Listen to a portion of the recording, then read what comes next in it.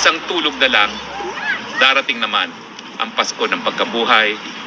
Tatay, konting tulog na lang, darating din ang ating Pasko ng pagkabuhay. Amen!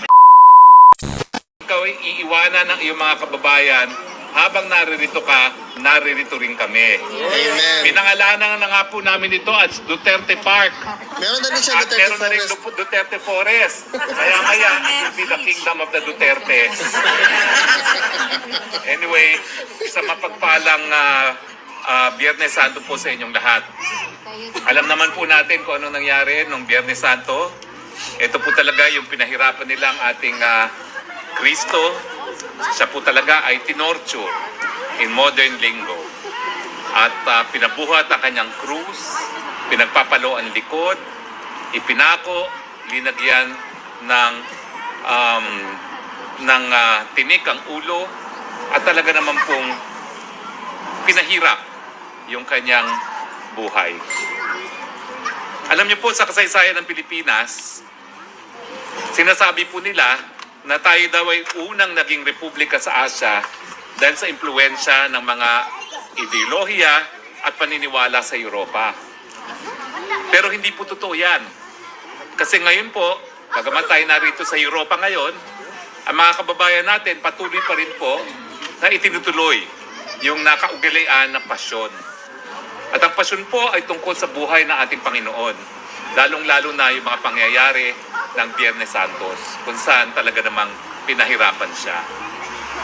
At ang sabi ng ilang mga historians, yung revolusyon na nangyari laban sa Espanyol, hindi po yan dahil sa mga ideya ng mga ilustrado.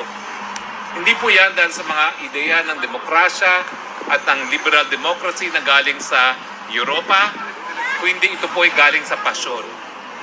Dahil sa isipan ng mga Pilipino, yung pahirap na ginawa nila kay Kristo ay katumbas ng pahirap ng ginawa ng mga Espanyol sa Pilipinas.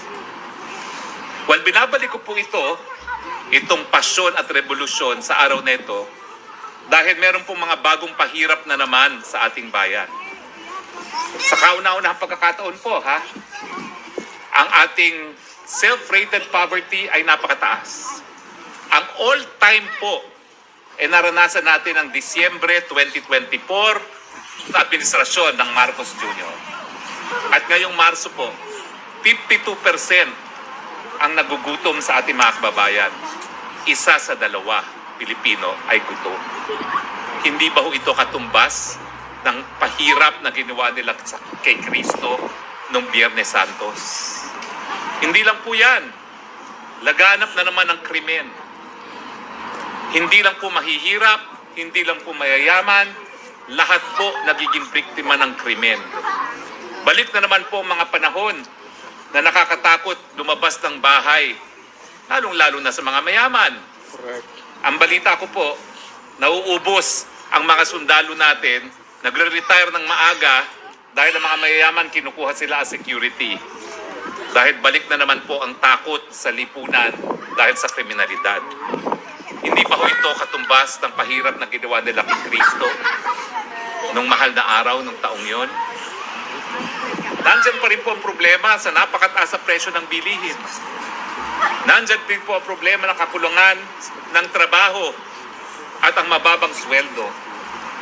Sino ba naman na magtataka na kulang ang trabaho at kulang at maliit ang sweldo sa Pilipinas? Gayong yung pinakamalaking bansa na nagbibigay ng kapital at pinanggagalingan ng mga turista, pilit na inaaway ng Marcos Jr. dahil kinukuha niyang suporta ng mga Amerikano para lang manatili siya sa pwesto. Hindi ba ho ito katumbas ng pahirap nila kay Kristo ng Biyernes Santos? At sana po, tama ang sinabi ni Dr. Ileto, yung historian na sumulat ng Pasyon at Revolusyon, na kung paano ang pasyon ay naging dahilan para nagkaroon ng kauna-unahang republika sa Asia, sana ang mga pahirap ngayon ng Marcos Jr. magbunga rin sa bagong revolusyon. Revolusyon kung saan mawawala na sana po ang pagkagutom. Revolusyon kung saan yung kapayapaan at mababang kriminalidad na ibinigay sa atin ni Tatay Digong ay mababalik muli. Revolusyon kung saan ang mga drug pushers at drug traffickers ay natatakot at pilit na nagtatago. At kung saan ang presyo ng mga pinagbabawal ng gamot ay lalong tumaas dahil doon sa ginagawa ng gobyerno na talagang sinusupil ang pangangalakal ng pinagbabawal na droga. Malungkot po ngayon dahil ang pagkakakulong kay Tatay Digong, yan po ipahirap sa sambayan ng Pilipino. Correct. Katumbas din ng pahirap na ginawa nila kay Kristo nung mahal na araw, nung Biyernes Santo. Pero bukas po, Sabado de Gloria. Sa Ingles, ang tawag natin sa Biyernes Santos, Good Friday. Hindi po siya naging good dahil pinahirapan nila ang ating Kristo. Hindi po siya naging good dahil pinatay nila si Kristo ngayong araw nito. It is Good Friday dahil alam po natin, in 2 days time, it will be Easter. At yan naman po ang pangako sa atin habang tayo po ay nananampalataya sa Panginoon. Darating at darating din ang Pasko ng pagkabuhay. Correct. Darating at darating din ang Pasko ng pagkabuhay ng sambayan ng Pilipino na matatigil na ang administrasyon na nagpapalaganap ng gutom, matitigil na ang administrasyon na nanunupil ng karapatang pantao, matitigil na ang administrasyon na lantaran ang korupsyon. Darating din ang Pasko ng pagkabuhay. Yes.